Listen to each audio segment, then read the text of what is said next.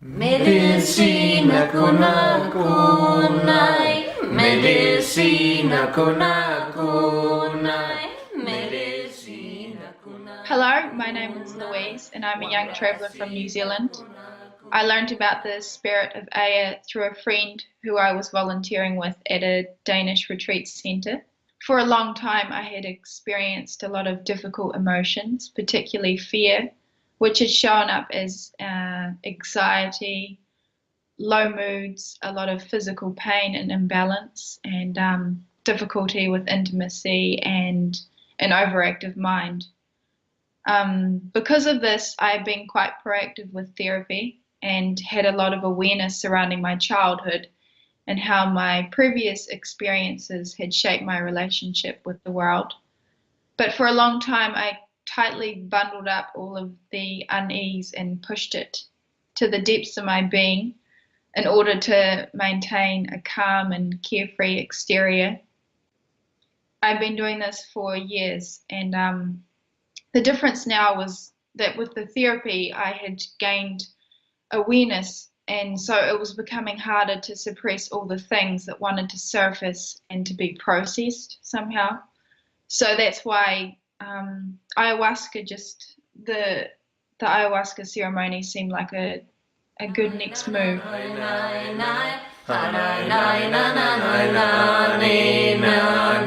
I arrived, kind of the space held by the spirit of Aya made me feel quite confident and safe. And yeah, the preparations leading up to taking the medicine I found to be quite helpful in providing me with the experience that I needed. So in particular, there was a yoga nidra led right before taking the medicine. And this really helped to clear my mind, and it put me in a space of readiness. And so I felt in really good hands at this stage, and I just surrendered to the medicine and just decided to let the medicine have me and go with the experience. So it was no surprise that within 5 minutes of gulping my cup of tea, I could feel this blissful, numb kind of tingling sweep over my body. And I've been previously experienced a lot of pain, like my shoulders and my neck. I could feel this heat kind of swirling through this tension, and the areas that had been gripped by fear were kind of melting into the mattress. So that was nice. And in my mind's eye, I was entertained by the activity of these bright, funny creatures, and I'd never seen them before. I don't think they're of this world. I can't even recall what they are specifically, but they were just very funny and they were quite joyful. And I just laughed and laughed because they were so strange. By this stage, I kind of almost forget that I am in the space of ayahuasca, and I become very scared because this is my reality now. So I just mentioned this because it was really helpful to have the facilitators constantly approaching me and reminding me to breathe, and reminding me that this is just the ayahuasca and it's not going to last forever. And they would take my hand and comfort me, and they would keep me on my mattress and keep me from hurting myself. And then I recall this experience where I feel very nauseous at this stage, and I haven't purged yet, but the nausea and the dark energy is kind of rising into my throat, and it's trapped there. And so I'm feeling sick and I want to purge, but I can't because there's just this dark energy, and it grows and grows until I'm unable to talk. So I can't talk back to the facilitators. I can't swallow and I can't purge. And then it becomes so severe that I'm kind of kneeling in midair and I can't even breathe. And so I'm just kind of holding my throat and mouth suspended open and trying to catch a breath.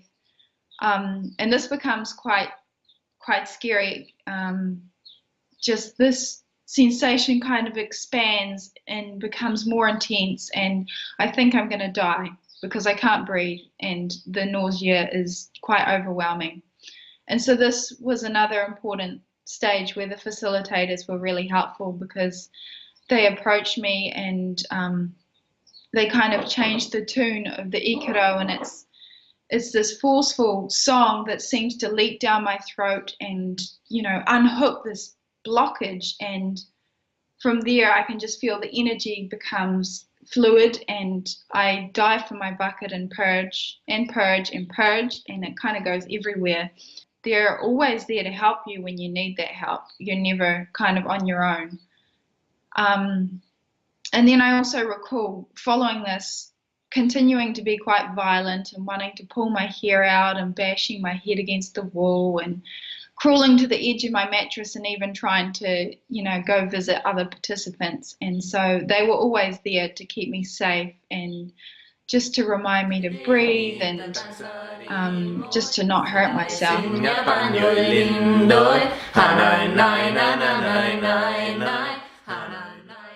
Since the ceremony, I have experienced a huge positive shift in my perspective. The medicine has shown me how alive and incredible my body is. So this has encouraged me to continue giving it loving attention and freedom of expression. So I'm far more embodied and grounded, and I can feel that my walk and my posture have improved a lot, and this has relieved a lot of pain. I have also realized that I have a voice, and so my communication has become a lot more fluent and honest. And I just realized that I've experienced things in life that are worthy of a receptive ear. It's been quite a profound realization that I don't have to live someone else's life, and I have a growing confidence to lead the life that I'm truly passionate about. And I now have the courage to do this, and I'm also in a position where the greater and deeper awareness that I got from doing the ceremonies has given me no choice but to do so. And so I hope to join many inspiring people in the world who already follow their heart and kind of sculpt out their own life path.